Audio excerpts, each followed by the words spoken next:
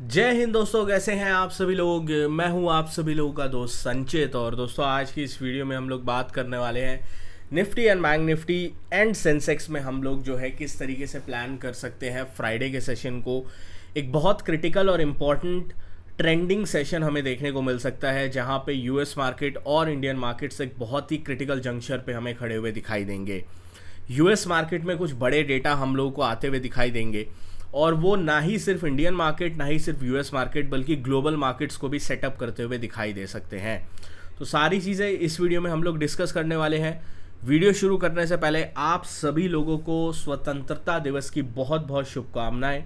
और इसी तरीके से, जैसा मैंने एक कोट आप लोगों के साथ जो है खुद लिखने की कोशिश की थी, प्रयास किया था टेलीग्राम ग्रुप पे, कि हम लोग इन सारी चीज़ों से अगर आज़ादी पा पाएँ तो कुछ बेहतर हम लोग एज अ ट्रेडर या as a person, as a human being कर पाएंगे। तो इस चीज़ को अगर आप फॉलो करते हैं तो डेफिनेटली इस कोड को ज़रूर शेयर कीजिएगा, टेलीग्राम ग्रुप ज्वाइन कीजिएगा। चलिए, अब ज़्यादा टाइम वेस्ट ना करते हुए वीडियो को शुरू करते हैं। देखिए, सबसे पहली चीज़ हम लोग ग्लोबल मार्केट्स पे आते हैं। कल अमेरिका का इन्फ्लेशन डेटा आया।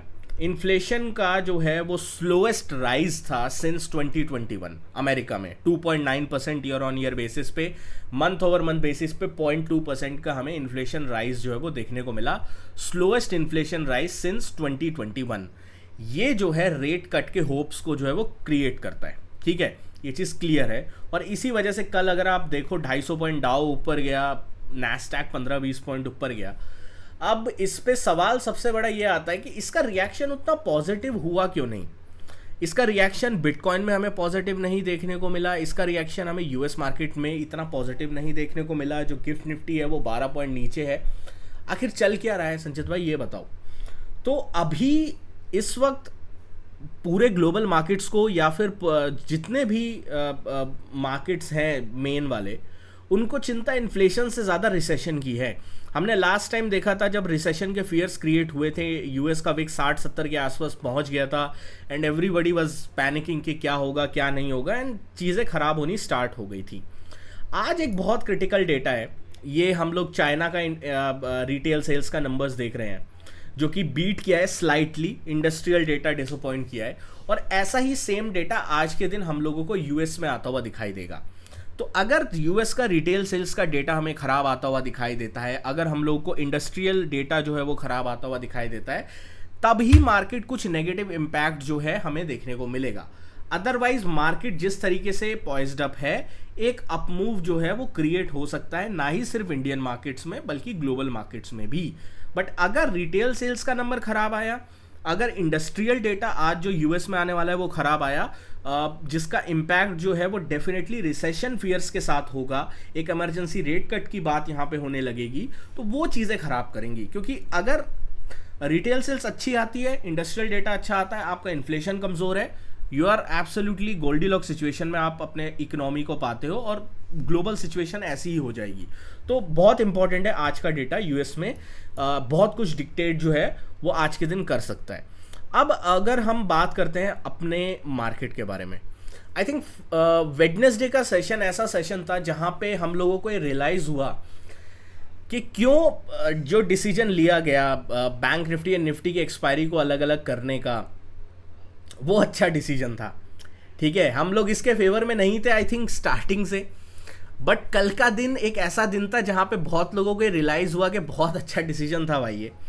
क्योंकि निफ्टी नीचे जाने को तैयार नहीं था फ्राइडे के वेडनेसडे के सेशन में, और बैंक निफ्टी हमने जो ये सपोर्ट ड्रॉ किया हुआ था, इस सपोर्ट को तोड़ने को तैयार नहीं था। ठीक है, दोनों ने कसम खा ली थी कि ना एक ऊपर जाने देगा, एक नीचे नहीं जाने देगा, और इस तरीके से ट्रेडर्स फंस गए। ऑप्शन बायर्स जो है एक्सपायरी वाले दिन उनके ऑप्शंस जो है वो जीरो पे एक्सपायर हो गए, कुछ मूवमेंट नहीं। अगर बैंक निफ्टी आपको 70-80 पॉइंट के मूवमेंट में 11 बजे से आपको दिखाई दे रहा है, और मूवमेंट कम होता जा रहा है धीरे धीरे, मतलब ज़बरदस्त कंट्रोल जो है वो ऑपरेटर का हमें जो है इस वक्त मार्केट के ऊपर दिखाई दिया, बिग प्लेयर्स का, ऑप्शन सेलर्स का, जिसकी वजह से ये सारी चीज़ें हमें आज के दिन दिखाई दी हैं। तो होपफुली चीज़ें जैसे जैसे बेहतर होती जाएंगी, एक्सपायरीज धीरे धीरे कम होती जाएंगी, जैसे कंसल्टेशन पेपर्स वगैरह आ रहे हैं, चीज़ें और बेहतर होंगी फॉर ट्रेडर्स जो इंडेक्स में ट्रेड करते हैं। Otherwise we have to shift to the stocks, क्योंकि अगर इंडेक्स में मूवमेंट ही नहीं होगा और इसी तरीके का इंडेक्स का मूवमेंट चलता रहेगा कि ग्लोबल मार्केट्स आपको बढ़ने नहीं देंगे, जो रिटेल SIP आपको गिरने नहीं देगी, we forcefully have to shift to the stocks. हो सकता है आपको स्टॉक्स के ऊपर शिफ्ट होना पड़े, and we have to change over stance, और इस तरीके से अपने आप को बेहतर तरीके से ढालना पड़ेगा कि हम लोग स्टॉक्स की तरफ शिफ्ट हो रादर देन इंडेक्स। अब ये फेज़ कब आएगा? शायद ये फेज़ आने के बहुत ज़्यादा करीब है, बट अगर इंडेक्स इसी तरीके से चलता रहा, there are more and more people जो इंडेक्स से निकलेंगे और स्टॉक्स की तरफ जाना शुरू करेंगे। तो अब सबसे पहले हम लोग प्राइस एक्शन की बात कर लेते हैं। हम जो है एक बार के लिए मैं CPR हटा देता हूँ, ठीक है, इंट्राडे के लिए CPR काफ़ी काम आता है, बट अभी के लिए हटा देते हैं। मार्केट ने क्या किया, एक डाउन ट्रेंड दिया और उसके बाद मार्केट जो है वो साइडवेज चला गया सपोर्ट लेवल्स के आसपास, ठीक है, सपोर्ट लेवल्स के आसपास जो है वो साइडवेज चला गया। मैंने टेलीग्राम पे भी सपोर्ट लेवल शेयर किया था कि निफ्टी अगर जो है 24,075 और 90 के सपोर्ट जोन को जब तक नहीं तोड़ता है, इसके नीचे ही सेलिंग आएगी, और पूरे दिन निफ्टी ने इसी जोन के आसपास जो है वो सपोर्ट लेने की कोशिश करी है। और ऊपर की साइड 180 से लेकर 210 अपना रेजिस्टेंस था, पूरे दिन वो नहीं टूटा। तो हम लोग सिंपल क्या करेंगे, एक जो है रेजिस्टेंस लेवल ड्रॉ करेंगे, ये है 24,210 का। नीचे की साइड सपोर्ट लेवल ड्रॉ करेंगे, ये है 24,075 का। आपको अगर ट्रेंड खेलना है, आपको अगर ट्रेंड की तरफ जाना है, आपको अगर ट्रेंड को प्ले करना है, तो जब तक ये लेवल्स नहीं टूटते हैं आपको कोई मतलब नहीं है मार्केट कल खुल रहा है या नहीं खुल रहा। अब सोचिएगा मार्केट मेरे लिए बंद है कल के दिन, ठीक है, आपको नहीं देखना है मार्केट को जब तक ये लेवल्स जो है दोनों साइड में से एक साइड का ब्रेकआउट नहीं देते हैं। जब ये लेवल्स एक साइड का ब्रेकआउट देंगे तब हमें एक ट्रेंड मिलेगा जो कि काफ़ी अच्छा जो है 200 से 300 पॉइंट का मूवमेंट हमें ऊपर की साइड या नीचे की साइड देखने को मिलेगा। अब हो सकता है कल यूएस में जो है यूएस की वजह से गैप डाउन गैप अप हो जाए, वो अलग सिचुएशन है और उसका अपडेट मैं टेलीग्राम पे आपको सुबह कर ही दूंगा, उस हिसाब से हम लोग लेवल्स अपडेट कर देंगे एंड प्ले कर देंगे। बट अभी तो सिचुएशन जो बन रही है वो यही बन रही है, ठीक है। बैंक निफ्टी की बात करता हूँ।